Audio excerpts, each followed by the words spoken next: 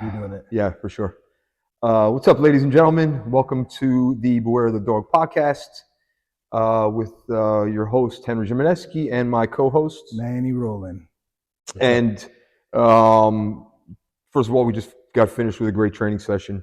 Actually finished the rounds with my partner here. Really nice roll. But anyway, let's get into this crazy Saturday, What man. a weekend, bro. Oh, What a weekend. Unfortunately, we couldn't watch it together. But Yes. I feel like every second that anything happened, I'm like, yeah. exactly. But yeah, it was amazing. I don't think anybody could have predicted just the series of events that happened throughout the day. 100%. Not just the main events, which is what we've been talking about leading up to the week, Yeah. but even some of the earlier fights on main card. Yeah. Obviously, Saeed with that power guillotine.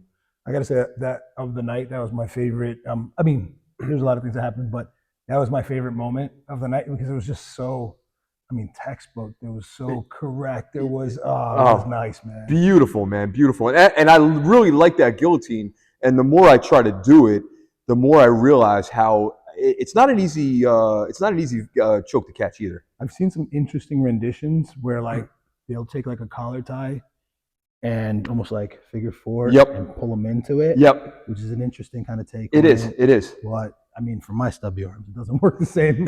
Unfortunately not. But I think if you get that angle, it's a little bit easier to get. And by the way, that's his second time that he's hit that as well. I've heard that. Yeah. Was the first one any faster than the second one? I think it was, right? It was. That was the second fastest. Wow. And he's up there, I think, top 10 fastest submissions. He's a problem. For sure. He is. He's a problem. He's going to be a problem. He definitely is. And I think that most of those guys from that area this past weekend, proved why their game is different and their work ethic is different. All the Evs and Eves and whatever last syllables or last letters of their names, man, every single one of them crushed it. Yeah, they really did. Was it Askarov? Askarov, yeah. Oh, he's that flying knee. Special, man. That was special. That got me out of my seat, man. I was like, no question. I jumped about as high as he did when he threw that knee, man. I was so excited. Yeah, it was amazing, man. His striking was beautiful. The way he was putting together the combinations were amazing. He was clean. Yeah. The best thing about that knockout, my son was asleep, and me and my wife jumped so high when we saw that we woke my son up. That was an experience. I know it's not easy to put him back to sleep. No, get him up either. Nah, he's tough. Yeah, for sure. But yeah, good night. But now onto the main. I would say the top three fights of the night, with obviously what I think was a disappointing stoppage for everyone. Go ahead. It didn't seem right. It seemed like a rookie doctor. Yep. Or a language kind of inconsistency. Yes. There's something there that was missing, and it's like he didn't entirely answer the question wrong. He asked him where he was. He said the desert. And I don't know how that's not a legitimate answer as far as I'm concerned. And then asked him what round it was. Yes. He called it off. Yes. That's crazy. It was ridiculous. It was absolutely ridiculous because they were ready to continue banging out. There's no doubt that he got rocked a little bit. Oh, most definitely. Also, he didn't get his 5 minutes. No. It was just a whole series of things that were. And I feel like he took a little bit of extra time because he was definitely tiring out. There was no question about that. But he was throwing some bombs. Yeah. And he's always, every time you watch him fight, he is one punch away from a finish. It shouldn't have been a no contest. Though. No, definitely not. If it was going to be anything, it should have been Johnny Walker won by disqualification. Yep, just like they did to Aljo or for Aljo for Pewter. Yep, for Jan. Yep. It should have been a similar situation, and I was surprised that it was called that. Yeah. And I know it screwed my parlay up a little bit. We're close on the parlay. I know, really close on the parlay. Even with that voided fight, all I needed eventually was the main event, which we know what happened. But before we get there, how about our boy Khamzat?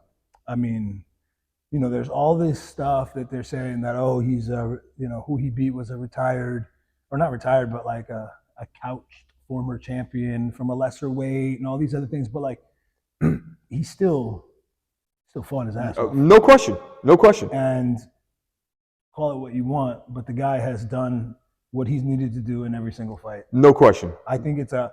I don't get me wrong. I don't know that if he has the answer for Strickland, you know, because I guess that's the next fight. Yes, that's what they're saying. I'm curious to see. Yes, Because Strickland's striking is so clean. it is. But if it goes to grappling, I know Strickland's a black belt. Though. He is. He's a black belt. He does have some pretty solid jiu-jitsu at the same time. It'd be an interesting fight. If anything, he'll have some good takedown defense. Yeah. So that's going to make it interesting. Very, very interesting. But I just think that, don't get me wrong, I like Khamzat. I think amazing grappler, like you said. I'm not sure. I got to go back and watch the fight again to find out where the wrist break was, because they are claiming there was a wrist break. I think it was when he had that control on the back, and which was an awesome move from Kamaru. Really nice. Diving head first, but it looked like he braced himself on the arm. Oh, and that's where I don't know if this is accurate. It's just I didn't. Yeah. It's like my initial assumption. It makes sense. It makes sense. You know, it makes sense. Because at first I thought he hit his head, and then when they replayed it, they saw he landed on his hand. So I'm wondering if that's when it might. That's probably when it was, because that impact would be enough, I think, to break for sure. But Usman did his thing from a defensive standpoint, 100%. you know, and he rode out the rest of the round. I was convinced I was going to get my finish within the first 3 minutes. That was cool though. It was a nice control. It was really solid control, because you don't really get to see him control positions from the bottom. It's usually a quicker finish than that. So it was nice to see him kind of ride out the position and control Usman for the rest of the round for sure. But Usman, even before he got the hooks in and before he got the back control, Usman was defending really well from certain positions. He was, man. He just kept extending that wrist. His arm. Yes. The right way, and he just knew where the next attack was coming and knew how to catch it before it got there. No question. And like his fight with Burns, you know, we did see that maybe the kink in his armor is going a little bit more of the distance. Yeah, the distance, and there's something to be said, like, you know, if he gets dragged into murky waters, he's willing to swing, but his chin is not unbreakable. No, I agree. You know, there's some guys that stay in the pocket and swing and swing and swing, and they're just like, it looks like they're never going to go down. Yeah.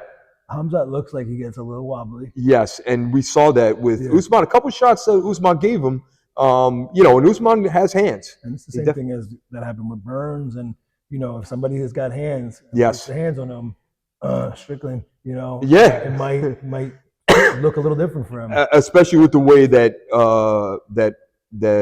Strickland hunts, like he did with obviously with Adesanya. I never thought I'd find myself being fond of Strickland. I know. Or Chimaev. I know. I think it was both of their post-fight interviews that made me appreciate them a little bit more as fighters. Yeah, you know no question. No question. Like, you know, what the time that Khamzat took to talk about something that's important right now, whatever side you believe in, he took a really impressive stance, in my opinion. You know, I agree. I couldn't agree with you more. Commendable. Yes, very commendable. It was a very emotional post-fight. You know, the press conference, everybody's speeches after their fights were pretty amazing. Yeah. You know, all the way to Makhachev, and then obviously, you know, as we talk about Makhachev, you know, we start talking about our boy Volk. Yeah. You know, he really touched on something that I think hits home with me, and I know it hits it with you, with Danny. You know, that need for men, for real men. You know, I won't get anywhere into that, but for real men to need that getaway, that escape. You know, jiu-jitsu's for me. I know jiu-jitsu's for you, Danny, as well. In addition to photography, you know, I know you're also a motorcycle guy.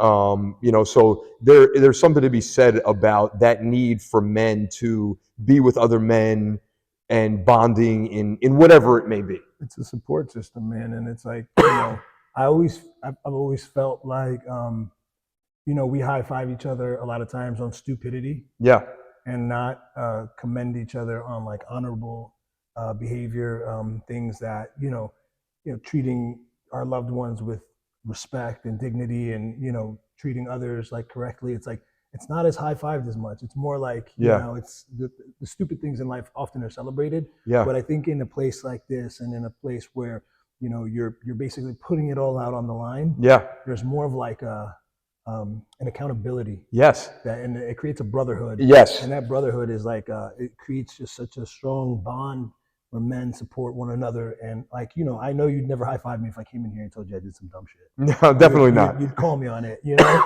Most definitely. And so for that reason, I think that what Volk touched on, like you said, was just like, it really hit home for, I think, a lot of guys Big time. that understand it, that, you know, it's like, sometimes at the end of the day, we're sitting there by ourselves, twiddling our thumbs. No And question. it's like, it's important to have a place to go, Yeah. someone to speak to. And it's not really like, you know, frowned upon necessarily. You No, know? Like, I think yeah. a lot of times, like it's almost like laughed at. Right? Yeah. No, it is.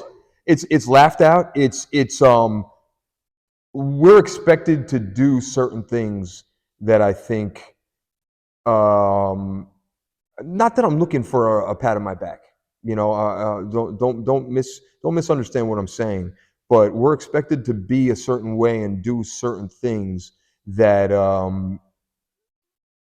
that are I don't know, I don't know how to explain it. It's Being a man is hard. yeah, it is. It's not It's harder necessarily- than what people expect it to be. Yeah. You know. And being an honorable man. Yes, yes. You know, and I was speaking to one of our teammates earlier, and he and I kind of spoke about that. You know, and his need to get back in here a little bit more often, and you know, he was had a little bit more focus on you know, on somewhat of on his career, and really what it was going to end up being was just more crazier hours and less time with his family, and he kind of switched focus back to the things that are most important to him, being with his family and being on the mats maybe a little bit more, or just getting away, or whatever that, like you said, whatever that getaway is. And I think Volk, you know, getting back to Volk, his main thing is he needs to be in training camp. Yeah. You know, he did touch a little bit more, not just in the post-fight press conference, but afterwards. If there's another little bit longer, I think after he got a chance to really think about everything he was saying and everything that had happened, you know, he touched on further on what he, you know, if he would have beat Makhachev, he would have shocked the world. Right? Because he's like, okay, 2 weeks notice, I'm getting in there. I didn't prep, but I should be expected to be on point. And unfortunately, he just wasn't, you know, and I think he recognized that fact. He recognized the fact, like, hey, I wasn't in the gym sparring like I needed to be. I wasn't prepping like I needed to be. And Makhachev was, man. I was going to say, like, you know, the fan in me, and also like the part of me that was like, you know, just kind of thought that this guy maybe was slightly invincible. Yeah. Yeah. I was like expecting it. But then on the other side, like what I lost sight of is that like Makhachev is quite possibly one of the better fighters we've seen in a long time. No question. I mean, the guy has taken out so many. No question. Like some of my favorite fighters. Yeah. Yeah. And what I thought was commendable on his part was like, when everybody started, you know, the roar from the crowd began, he silenced them. Yes. And I was like, yeah, that's cool. Yes, most definitely. Cool. Yeah. At a time when the roar in general needs to be silenced, the metaphoric roar needs to be silenced. He did just that, and I feel like Khamzat did that same thing. Yeah. Khamzat and Makhachev and Saeed, and you know, and all these other, because there was a bunch of you know, Muslims on the card from that area. You know, they could have been fanatical, they could have been angry, they could have been violent, but instead they did the opposite. Yeah. And not that I expect them to be any other way, but you know, I really super much respect to all of them for that. You know, and it's like, you know, in like a lot of people look at this sport or combat sports in general as such a barbaric behavior, but like, a lot of times the most barbaric people that I've noticed are the ones that don't participate in the things that kind of humble you. Yes. Because combat is a very humbling experience. There's no question. Win or lose, you know, when you're training and, you know, you recognize that there's no way you're ever going to be the best, dude. No question. Some of the best of our time were some of the humblest warriors in a sense. No question. Yeah, the Randy Couture's over time. You know, even the Chuck Liddells, you know, GSP, you know, all those guys. Now you get further on, you get like an Adesanya and Usman. You know, your brethren, Pieta. You know, all these guys were just like super humbling. BJ Penn, and you know, you can go on and on and on. And those are the guys that really shined over time. Anderson Silva, you know, who was an absolute murderer, you know, in the cage, was one of the most humble, non-shit talking people that I've ever seen in the ring. So, to your point, the martial arts respect that these guys had was pretty amazing stuff. Yeah, it was cool. It was cool to see, man. Yeah, but just another quick tidbit that Danny and I were talking about the other day. You know, so I one of the undercard fights ended in a side choke, one of that, you know, the arm triangle choke. So I was like, man, I feel like most recently you've been seeing a lot of those in MMA, and I was curious to know, you know, top 5 most common submissions, and what they are. I don't know if you got a chance to. I'm gonna guess guillotine. Okay, guillotine's number 2. Okay. I'll go 5. Okay, so that's number 2. Rear naked. Rear naked's number 1. Is there Darcy's? No, arm and triangle. That was number 5, surprisingly. Wow. Yeah. So there's two other ones, which made sense to me after I saw them, because I had actually spit out, not in any order. I had pretty much talked and spit out those. I can't see Darson, man. No, it's not. Right? That's more of a newer submission. You got to think all the way back over time. So like Nate Diaz, right? Triangle. Yep.